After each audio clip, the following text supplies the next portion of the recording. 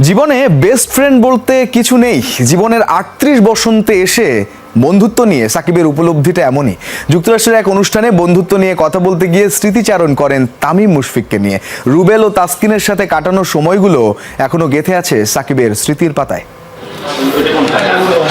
প্রায় একই সময়ে জাতীয় দলে আবির্ভাব ঘটে পঞ্চপাণ্ডবের ৩ পাণ্ডব সাকিব, তামিম ও মুশফিকের, যাদের হাত ধরে নতুন উচ্চতায় বাংলাদেশের ক্রিকেট। তবে পরিস্থিতির কারণে তামিম মুশফিকদের থেকে হাজার হাজার মাইল দূরে ক্রিকেটের পোস্টার বয় সাকিব। তবে সেই বন্ধুদের যে মিস করেন না সেটা কিন্তু নয়। সময় পেলেই ঘুরে আসেন স্মৃতির পাতা থেকে, যার প্রমাণ মিলেছে যুক্তরাষ্ট্রের স্থানীয় শহরের একটি ক্রিকেট ক্লাবের আয়োজনে। শুভেচ্ছা দূত হয়ে সেখানকার এক অনুষ্ঠানে আসার পর মন খুলে কথা বলেন বন্ধুত্ব নিয়ে। ২৫ বছরের বেশি সময়ের ক্রিকেট ক্যারিয়ারে তামিম মুশফিক ভাইয়ের সঙ্গে দারুণ সম্পর্ক ছিল। একসঙ্গে খেলেছি অনূর্ধ্ব ১৯ বিশ্বকাপে। এরপর ২০-২৫ বছর ক্রিকেট খেলেছি কাঁধে কাঁধ মিলিয়ে।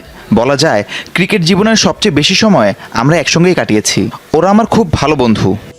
সাকিব তামিম বন্ধুত্বে এখন যোজন যোজন দূরত্ব। তবে গত মার্চে হৃদরোগে আক্রান্ত হওয়ার পর সামাজিক যোগাযোগ মাধ্যমে তামিমের সুস্থতা কামনা করে পোস্ট দেন সাকিব। এমনকি তামিমকে দেখতে হাসপাতালেও যান সাকিবের বাবা মা। তবে জীবনের সেরা বন্ধুত্বের অধ্যায়টা যে সুখকর হয়নি সাকিবের, সেটা তার কথাতেই স্পষ্ট।